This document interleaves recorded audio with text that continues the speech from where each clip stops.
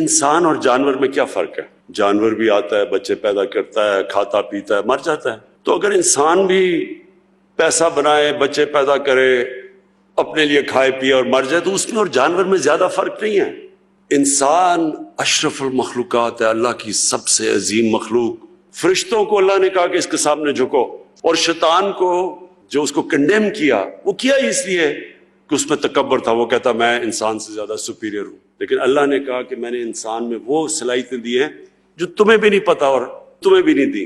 تو جب تک انسان اپنا دنیا میں مقصد نہیں سمجھتا، دنیا میں آپ دیکھیں افراتفری مچی ہوئی ہے، لالچ ہے، پیسے کے پیچھے بھاگ رہے ہیں کہ جیسے پیسے سے خوشی آ جائے گی۔ ایک نیو یارک ٹائمز سے میں نے پڑھا ایک دفعہ، نیو یارک کے اندر ٹاپ سائیکاٹرسٹ تھا، اس نے 50 سال کے بعد اپنی فائنڈنگز دی، اور اس کے نمبر 1 فائنڈنگ کیا تھی کہ اس نے کہا جو میرے پیشنٹس تھے ان میں میں نے ایک چیز دیکھی کہ جتنا جتنا اس کا پیسہ بڑھتا رہا اور اس کی دولت بڑھتی رہی، اتنی اتنی اس کی خوشی کم ہوتی گئی۔ انورس ریلیشن شپ تھی پیسے کی اور خوشی کی۔ اب میں کہنا نہیں چاہتا لیکن ہمارے بھی ہیں، اب دیکھیں کہ وہ اتنے بڑے بڑے یہاں اربوں پتی بیٹھے ہوئے ہیں، آپ یقین کریں میں آپ کو لکھ کے دیتا ہوں کہ ان کو پتہ ہی نہیں کہ ان کے پاس کتنا پیسہ ہے۔ 30 سال میں اس ملک کا پیسہ چوری کیا، ان کو پتہ ہی نہیں ہے کتنا پیسہ ہے۔ لیکن اللہ قرآن میں کہتا ہے کہ میری زمین پہ نکل کے دیکھو، ہر جگہ میرے اشارے ہیں، ہر جگہ میں سبق دیتا ہوں تمہیں، تو ان کو دیکھو کہ لعنت ہے ایسے پیسے کی۔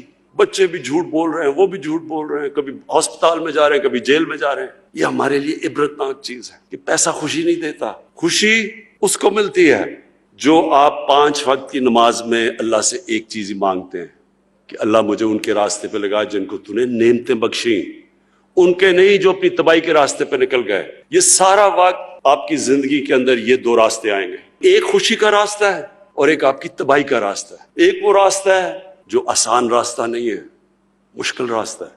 سب سے زیادہ نعمتیں تو اللہ نے اپنے پیغمبروں کو بخشی، لیکن اللہ کے پیغمبروں کی کسی کی بھی آسان زندگی نہیں تھی، سب کی مشکل زندگیاں تھیں۔ تو یہ جو ہم کئی دفعہ سمجھتے ہیں نا، قرآن میں ایک اور آیت ہے کہ جس چیز کو تم اپنے لیے اچھا سمجھتے وہ برا ہے، اور جس کو برا سمجھتے وہ اچھا ہے۔ مطلب یہ کہ ہم آسان زندگی کو کئی دفعہ اچھا سمجھتے ہیں، وہ انسان کے پوٹینشل کو تباہ کر دیتا ہے۔ ہم شارٹ کٹس لے لیتے ہیں زندگی میں۔ کوئی آج تک بڑا کام کسی انسان نے نہیں کیا شارٹ کٹ لے کے، کبھی بھی نہیں ہوا۔ اگر اللہ کے حبیب جو انسان کو اللہ نے سب سے زیادہ پیار کیا، اگر ان کو 13 سال سب اتنے مشکل وقت سے اللہ نے گزارا تو برا تو نہیں ہوگا ہمارے لیے۔ اللہ نے ثابت کیا کہ جب وہ دنیا کی تاریخ کے سب سے گریٹسٹ لیڈر بنے تو 13 سال ان کو سب سے مشکل وقت سے گزارا۔ 10 سال کے بعد صرف 40 لوگ مسلمان تھے۔